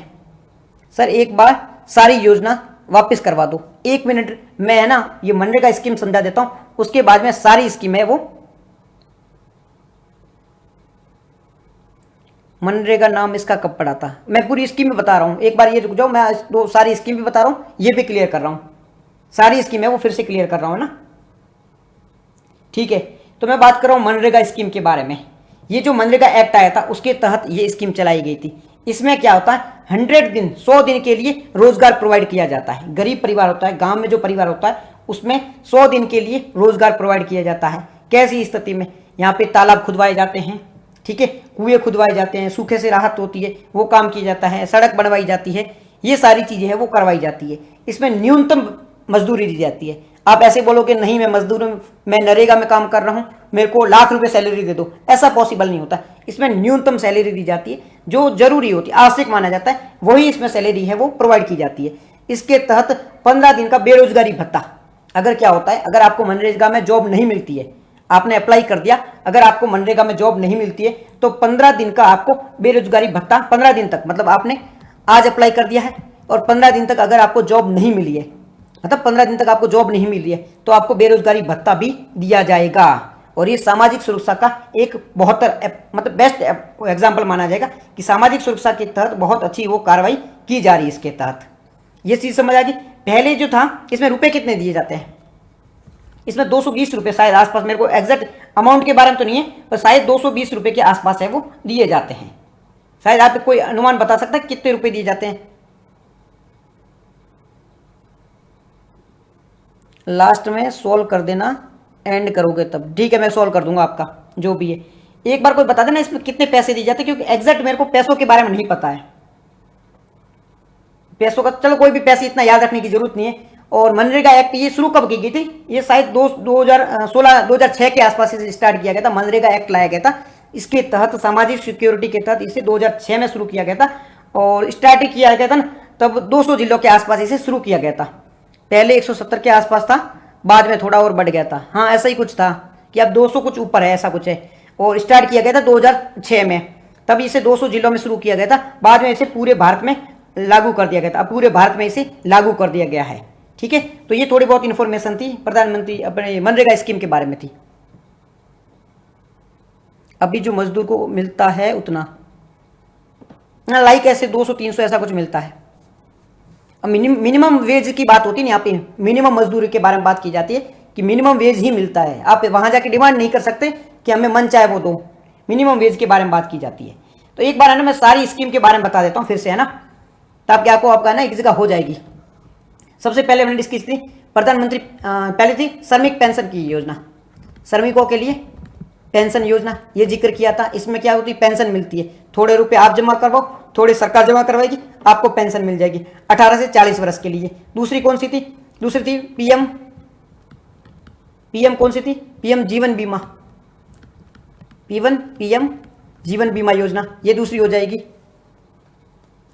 भाजी पूरे देश में कब स्टार्ट किया गया था, लागू किया था, पहले किस राज्य में चलाया गया था इसे? पूरे 2008 में पूरे देश में चालू किया गया, 2006 में 200 जिलों में चालू किया गया था और फिर इसे पूरे देश में लागू कर दिया गया था। ठीक है, पूरे देश में इसे पूरे देश में लागू किया था 2008 के आसपास में। पहले किस जिले में किया गया था एग्जैक्ट ये तो नहीं पता यार, मैंने तो वो थोड़ा ध्यान दिया नहीं है। और वैसे इतना इन्फॉर्मेशन को वो नहीं है रे, को लोड ही नहीं है वैसे।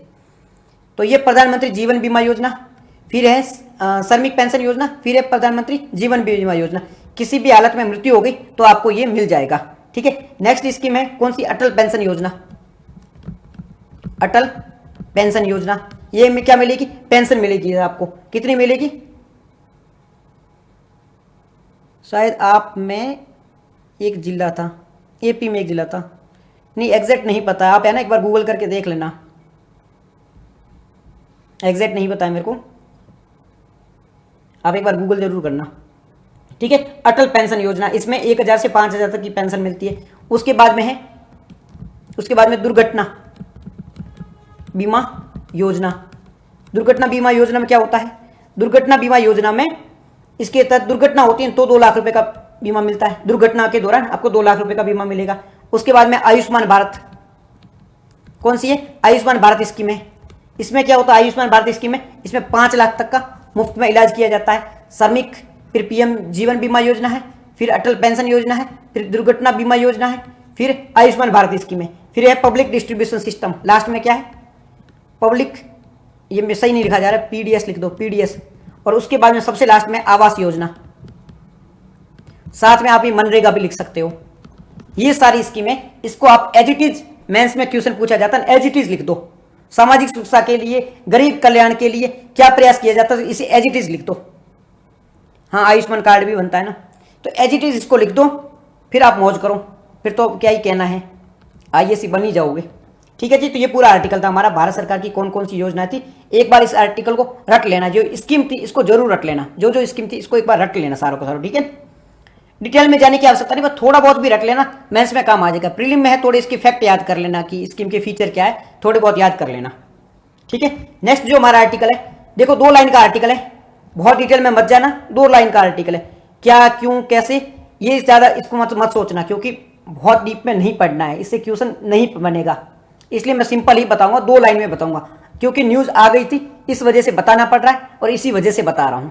न्यूज वाले छाप देते हैं, फिर अपने को पढ़ना पड़ता है। न्यूज ये है कि हमारा जो केरला का जो कोस्ट है ना, केरला का जो कोस्ट है, तट है, वहां पर क्या हुआ है, वहां पे एक कार्गो था, वो जल गया है। केरला के कोस्ट पे ये कार्गो है, वो जल गया। आपको एक बात बतानी थी, बोलते आप अच्छे हो, थोड़ा सा माउथ इंप्रेशन वीडियो में क्लियर होगा, आपको बुलंदियों को छूने से कोई नहीं रोक पाएगा। धन्यवाद भाई जी। माउथ इंप्रेशन पता नहीं कैसे होगा, देखते हैं भाई जी यार, कर रहे हैं। तो क्या बात कर रहे हैं हम बात कर रहे हैं, ये बात करा जी है केरल। ठीक है, केरला में यहाँ पे क्या था, एक शिप था, ये जो शिप था ना, ये कार्गो था, ये यहाँ पे जल के नष्ट हो गया। अब ये जल के नष्ट हो गया, इस वजह से न्यूज में आ गया है।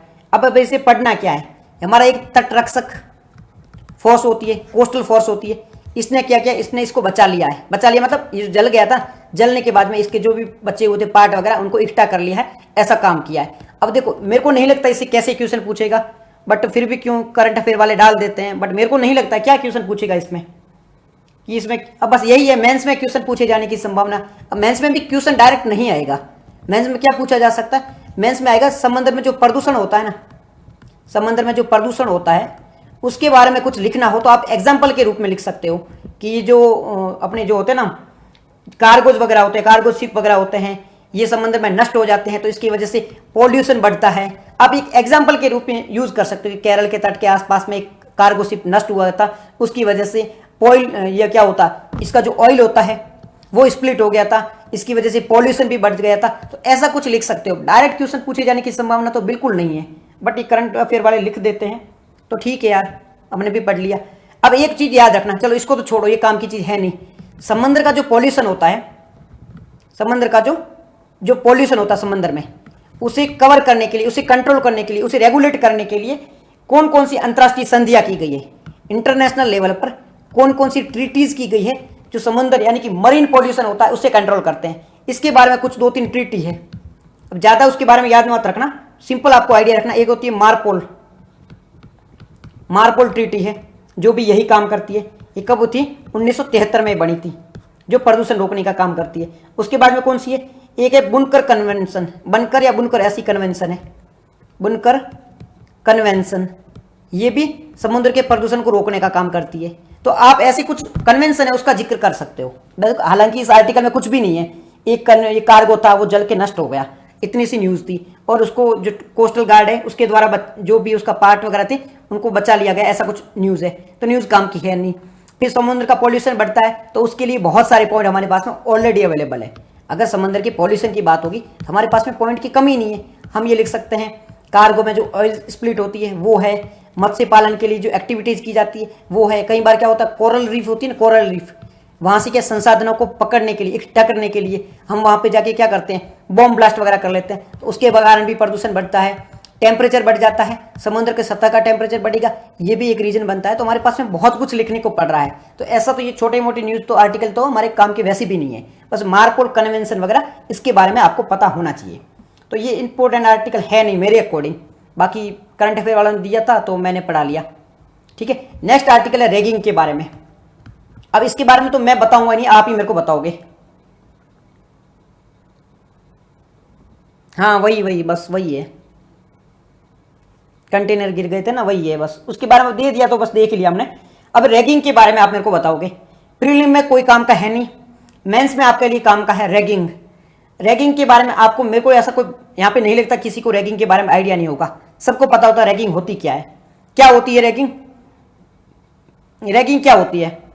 मोस्ट ऑफ लड़कों ने तो की भी होगी, मोस्ट ऑफ जो भी स्टूडेंट है ना उसने तो खुद ने भी रैगिंग की होगी दूसरों की, तो गलत बात है, रैगिंग नहीं करनी चाहिए। तो रैगिंग क्या होती है? रैगिंग का मतलब होता है कि जो सीनियर होते हैं ना वो जूनियर बच्चों को परेशान करते हैं। आप यूनिवर्सिटी में जाओ, जो आईआईटी मेडिकल की जो कॉलेज होती है वहाँ पे जाओ, वहाँ पे सीनियर जो स्टूडेंट होते हैं वो जूनियर को परेशान करते हैं, और ये क्या होता है, ये रैगिंग होता है। अभी चर्चा में क्यों है रैगिंग? रैगिंग है वो चर्चा में इस वजह से है, यूजीसी ने अभी क्या किया है, यूजीसी ने कहा है कि भाई आप है ना रैगिंग के लिए कुछ नियम बनाए गए थे, एंटी रैगिंग, हाँ रैगिंग के लिए यूजीसी ने क्या कुछ नियम बनाए हुए थे। भारत सरकार का भी प्रयास थे और यूजीसी ने भी। तो जो एजुकेशन इंस्टीट्यूट होता है ना वो इसको फॉलो नहीं कर रहे हैं। यूजीसी एक संस्था है जो यूनिवर्सिटी के लिए काम करती है, यूजीसी यानी यूनिवर्सिटी ग्रांट कमीशन। अभी यूजीसी ने कुछ नियम बना रखे थे कि आपको ये चीज़ें फॉलो करनी है। तो ये जो यूनिवर्सिटीज़ होती हैं, जो हाई इंस्टीट्यूट होते हैं जिसमें हैवी लेवल की पढ़ाई है, लाइक आईआईएम करवा रहे हैं, आईआईटी करवा रहे हैं, मेडिकल करवा रहे हैं, ठीक है, जो यूनिवर्सिटीज़ है, तो वहाँ पे इनको फॉलो नहीं किया जा रहा है। यूजीसी ने जो नियम बनाए थे उसको फॉलो नहीं किया जा रहा है। इस वजह से यूजीसी नाराज हो गया है और यूजीसी ने जितनी भी यूनिवर्सिटीज़ है उनको वार्निंग दी है, आप हमें कारण बताओ। उनको क्या दिया, सो कॉज नोटिस दे दिया है, और नोटिस में कहा है कि हमें आप बताओ कि आपने रैगिंग के लिए क्या क्या किया है, रैगिंग को रोकने के लिए आपने क्या क्या प्रयास किए, ये हमें जल्द से जल्द बताओ। ये किसने कहा है? यूजीसी ने कहा है। तो ये रैगिंग का टॉपिक है, ये चर्चा में इस वजह से है, यूजीसी है वो नाराज हो गया, कॉलेजों से नाराज हो गया है, और इसने कहा है कि भाई साहब आप हमें कारण बताओ, आप हमें बताओ कि आपने रैगिंग के लिए जो नियम बनाए गए थे उसको फॉलो क्यों नहीं किया है। आपने रैगिंग के लिए जो भी नियम बनाए गए थे उसको अभी तक फॉलो क्यों नहीं किया है, पहला कारण। और अगर आपने नियम पालन नहीं किया तो क्यों नहीं किया ये भी बताओ। अगर किया है तो आपने क्या क्या किया है ये भी बताओ। और इसके लिए यूजीसी द्वारा अल्टीमेटम दे दिया गया है, एक वार्निंग दे दी गई है, इस वजह से ये चर्चा में है। बात करें रैगिंग क्या होती है, हम सबको आइडिया है रैगिंग होती है जूनियर सीनियर के द्वारा जूनियर को परेशान करना, ये रैगिंग होती है।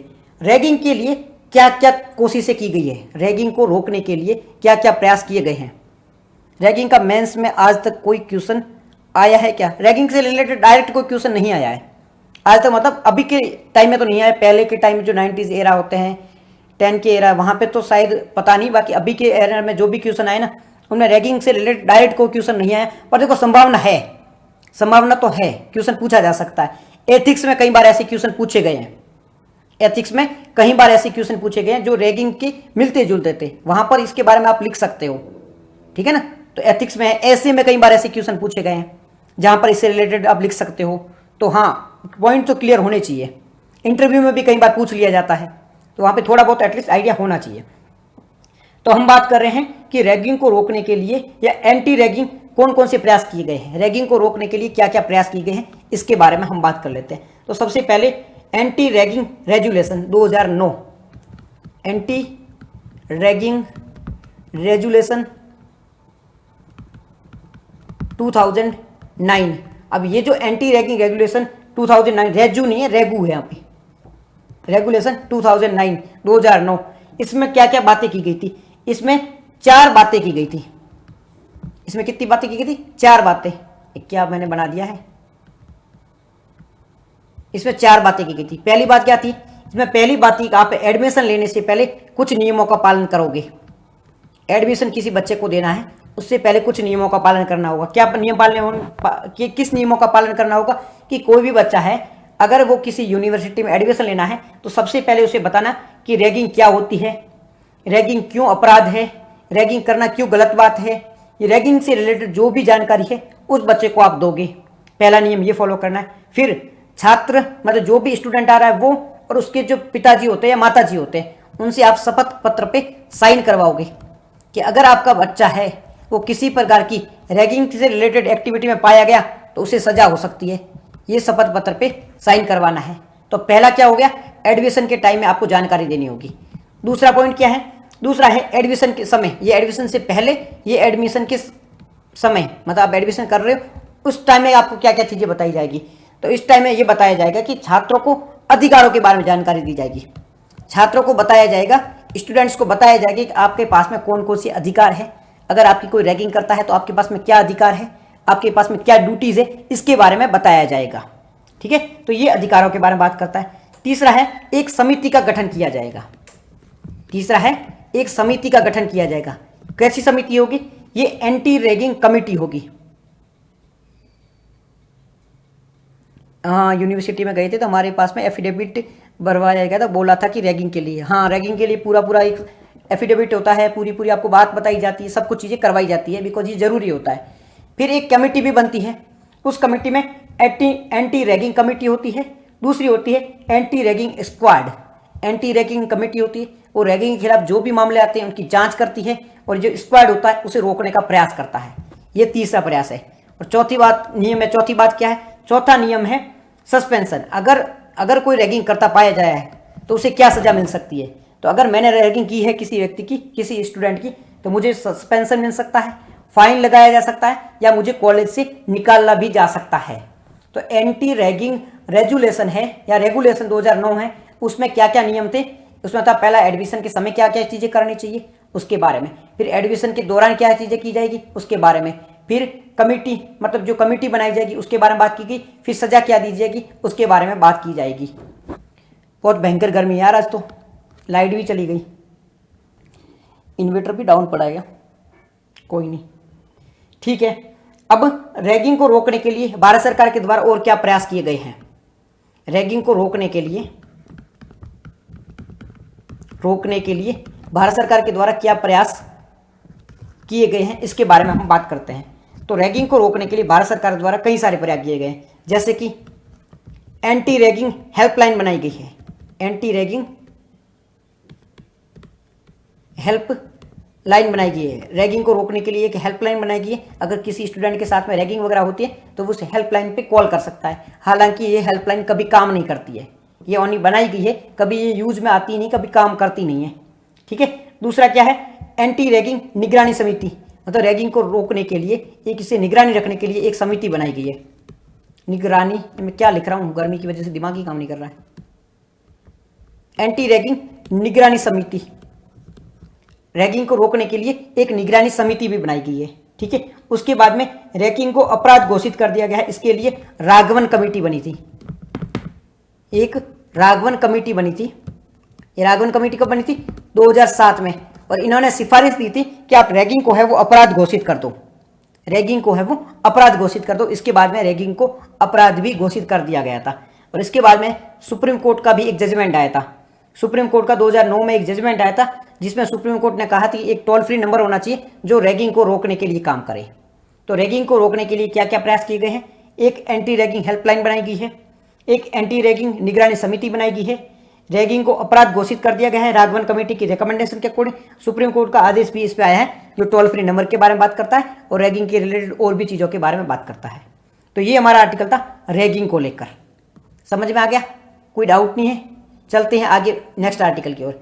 नेक्स्ट आर्टिकल है लोकपाल के लिए, लोकपाल के बारे में बात करता है। नेक्स्ट जो आर्टिकल है वो किसके बारे में बात करता है? लोकपाल के बारे में बात करता है। यानी कि लोकपाल का जो मुद्दा है वो फिर से एक बार चर्चा में आ गया है। अब ये करंट अफेयर का मुद्दा नहीं रहेगा फिर से, क्योंकि ये बहुत पुराना मुद्दा है, 2012 से ही मुद्दा है वो चर्चा में चला आ रहा है। तो ये एक स्टैटिक्स का पार्ट हो जाएगा।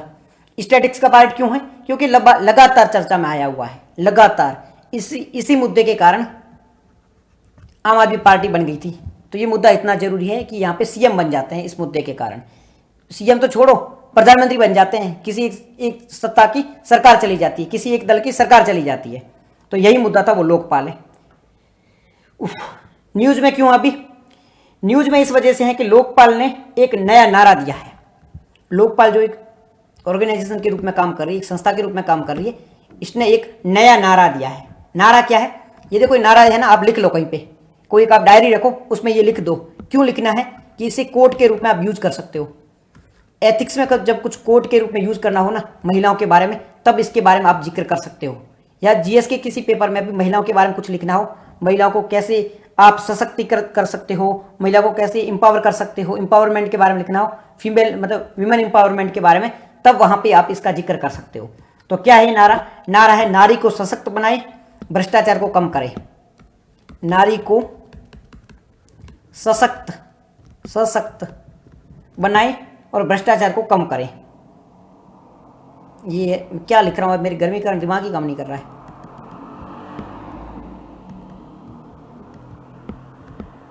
नारी को सशक्त बनाए, भ्रष्टाचार को कम करें।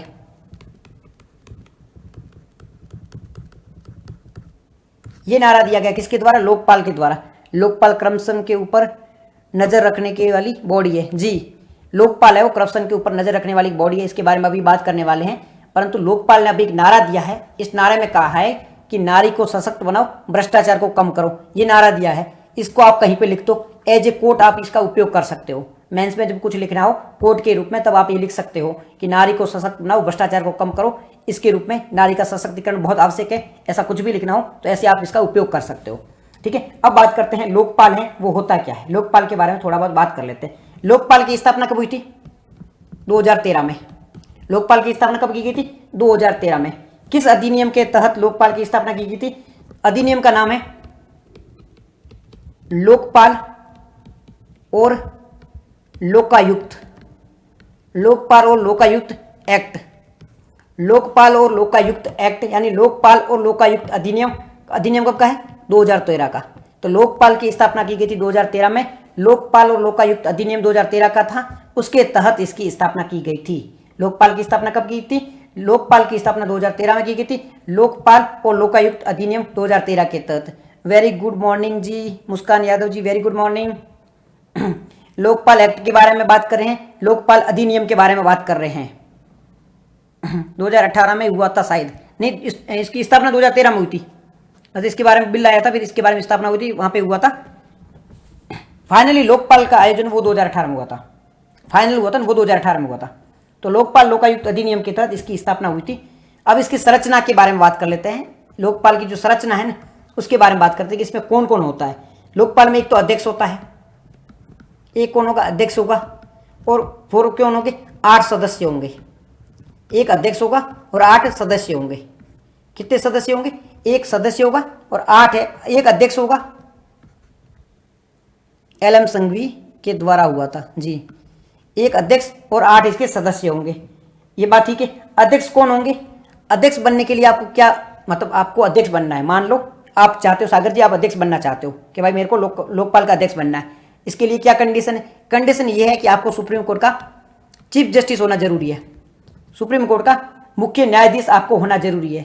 अगर आप सुप्रीम कोर्ट के मुख्य न्यायाधीश हो तो ही आप लोकपाल के अध्यक्ष बन सकते हो, या फिर अगर आप मुख्य न्यायाधीश नहीं हो फिर क्या होना जरूरी, वरिष्ठ न्यायाधीश, जो सीनियर न्यायाधीश है वो जरूरी है। मतलब या तो आप क्या हो सकते हो, सीजीआई हो सकते हो, चीफ जस्टिस ऑफ इंडिया हो सकते हो, या आप वरिष्ठ जज हो सकते हो। दोनों कंडीशन में आप लोकपाल के अध्यक्ष बन सकते हो। फिर इसके अलावा 8 सदस्य होते हैं। अब 8 सदस्य वो कहां से बनेंगे और कौन नहीं बनेंगे, बाकी कोई भी बन सकता है, परंतु कौन को लोग नहीं बनेगा। सबसे पहले कहां शुरू हुआ था लोकपाल और लोकायुक्त, कहां शुरू हुआ था, मतलब आंदोलन के बारे में बात करोगे। तो इसमें 8 सदस्य कौन कौन हो सकते हैं, 8 सदस्य कौन कौन, तो कोई भी हो सकता है, परंतु ये लोग नहीं हो सकते। जैसे कि अगर कोई एमएलए है, कोई एमपी है, ये नहीं हो सकता है। मतलब कोई एमएलए है, कोई एमपी है, वो लोकपाल नहीं बन सकता है। क्यों नहीं बन सकता है, क्योंकि एमएलए एमपी है, यही तो मुख्य जांच तो इनकी तो करनी होती है, भ्रष्टाचार वगैरह यही लोग तो करते हैं। अब यही लोकपाल बन गए तो फिर काम कैसे चलेगा। तो एमएलए एमपी है वो लोकपाल नहीं बन सकता है। वर्ल्ड में लोकपाल के बारे में सबसे पहले विचार 1963 में हुआ था। वर्ल्ड में, मैं कुछ समझा नहीं आप क्या पूछ रहे हो, यूनिक बोली, ठीक है। सांसद और विधायक, एमएलए एमपी है, वो लोकपाल नहीं बन सकते। उसके बाद में कोई व्यक्ति है वो अपराधी है, कोई व्यक्ति है वो अपराधी है, तो वो लोकपाल और लोकायुक्त नहीं बन सकता है। अगर किसी के खिलाफ कोई अपराध का मामला चल रहा है तो वो लोकपाल और लोकायुक्त नहीं बन सकता। 1 मिनट चालू रखना।